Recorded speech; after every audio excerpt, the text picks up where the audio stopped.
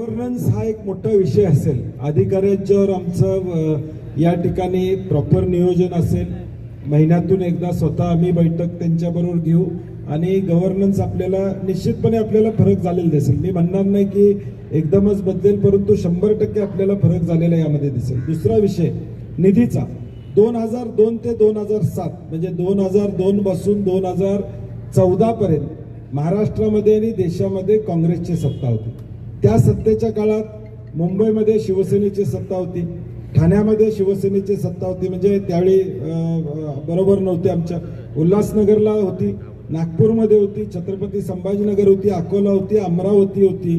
या सगळ्या शहरांमध्ये शिवसेना भाजप म्हणजे काँग्रेसच्या विरोधातली सत्ता होती. कुठलाही निधी थांबला नाही. जो नियमाप्रमाणे वित्त आयोगाचा निधी येतो तो द्यावाच लागतो, जो अमृतमधला निधी येतो तो द्यावाच लागतो. आता कुठला निधी आम्हाला मिळणार नाही, म्हणजे 100 कोटी सारखा जे 50 कोटी रस्ते होणार आहे तसला मिळणार नाही आम्हाला. किंवा पतदिवे जे आहेत की 10 रुपयाचा पतदिवा 20 रुपयाला लागला तसला निधी मिळणार नाही, तो आम्हाला नकोच आहे.